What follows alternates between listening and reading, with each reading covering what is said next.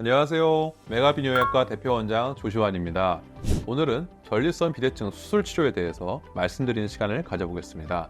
전립선 비대증은 조기 발견을 하게 되면 약물로 증상 호전뿐 아니라 전립선이 커지는 것도 늦출 수가 있습니다.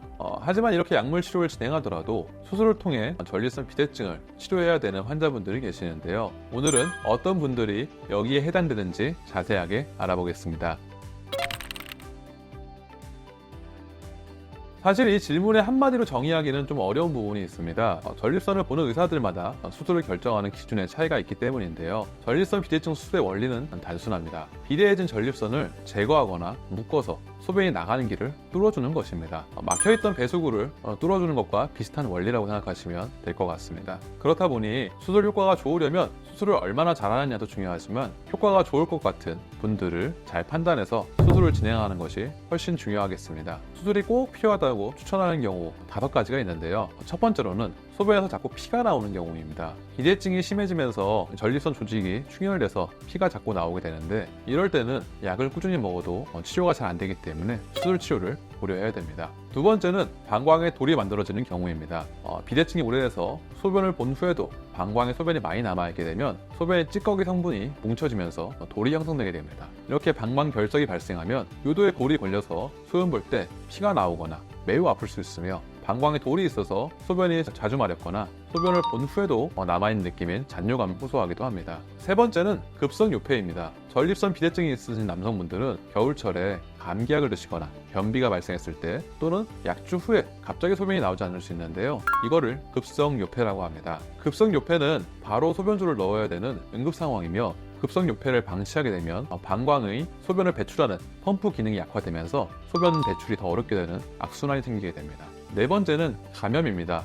소변이 안 나오는 요폐, 소변 저류가 반복되면 고여있던 소변에서 균이 증식하게 되고 요로 감염이 생길 수 있습니다. 이때 생기는 염증이 전립선을 침범하게 되면 급성 전립선 염을 유발하게 되고 이 염증은 전립선을 붓게 만들어서 소변 배출이 더 힘들어지게 됩니다. 마지막으로는 콩팥 기능이 나빠질 때입니다. 소변 막힌 게 오래 지속되면 소변을 보실 때 방광의 압력 거꾸로 콩팥으로 자꾸 전달이 되게 됩니다. 이러한 현상이 반복될 경우에는 콩팥에 물이 차서 늘어지는 수신증이 생길 수 있고 콩팥 기능이 망가지게 됩니다. 최악의 경우에는 투석을 박아놔야 되는 상황까지도 갈 수가 있기 때문에 콩팥 기능이 나빠질 경우에는 수술이 필요하겠습니다.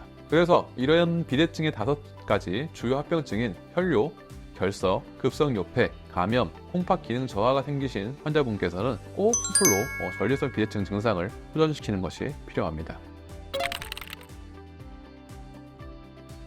전립선 비대증 수술을 받으시는 환자분 중 약 3분의 1 정도가 아까 말씀드린 합병증으로 수술을 받게 되는데요. 합병증이 있으신 분들은 무조건 수술을 받으셔야 하지만 3분의 2 환자분들께서는 불편함을 개선하기 위해 수술을 받으십니다. 그렇다 보니 비뇨기과에서 규정하는 합병증 외에 수술을 고려하시는 분들의 경우에는 첫 번째로 약물 치료를 진행할 수 있지만 약물에 대한 부작용이 심하거나 약물 치료가 싫으신 경우가 되겠습니다. 이럴 때는 대부분 수술을 받으면 증상이 좋아지기 때문에 담당 의사와의 면밀한 상담을 통해서 수술 진행 여부를 판단하시면 되겠습니다. 또한 수술 치료를 하면 전립선 비대증 치료 약물의 대표적인 부작용인 발기부전, 성욕 감퇴 및 저혈압, 어지럼증에 대한 부작용도 없을 뿐더러 약을 매일 복용하는 것에 대한 거부감이 강하신 분들께서도 심리적인 차원에서 도움이 될 수 있습니다. 전립선 비대증 치료 약물은 혈압약과 비슷한데요. 약을 복용할 때에는 증상이 호전되거나 둔화되지만 약을 끊은 후에는 다시 원래대로 돌아가기 때문에 많이들 고민하시는 것 같습니다. 또한 전립선 비대증을 수술로 한 번에 해결하게 되면 대부분 약을 더 이상 복용하지 않아도 되기 때문에 장기적으로는 경제적인 면에서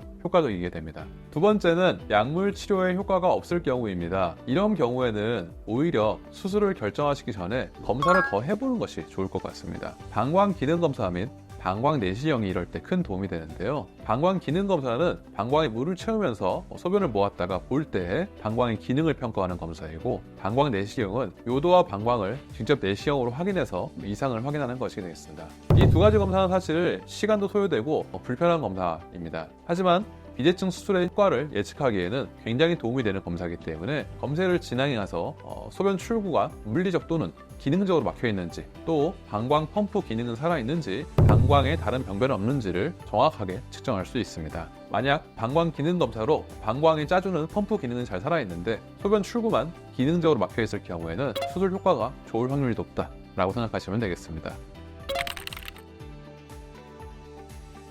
정리해보자면 모든 전립선 비대증 환자분들이 수술을 받을 필요는 없습니다. 하지만 전립선 비대증의 주요 합병증인 혈뇨, 결석, 급성요폐, 감염, 콩팥 기능 저하가 생기신 환자분께서는 꼭 수술을 받으셔야 되며, 불편함을 해소하고자 수술을 고려하신 분께서는 담당 의사와의 면밀한 상담을 통해서 신중하게 결정하는 것이 좋겠습니다. 저희 메가비뇨기과 강서마곡점에서는 단연간의 대학병원 및 남성병원의 경험을 바탕으로 정확한 진단과 약물 치료뿐만 아니라 비교적 통증과 부작용이 거의 없이 안전하게 진행되는 홀랩 레이저 전립선 수술과 미중 수술을 통해서 전립선 비대증을 치료하고 있습니다. 클리닉에 대한 더 자세한 정보가 필요하시면 아래 혹은 영상 설명란에 나오는 정보를 참고하시어 문의해 주시면 언제든지 답변 도와드리도록 하겠습니다. 지금까지 메가비뇨기과 강서마곡점 대표원장 조시현이었습니다. 감사합니다.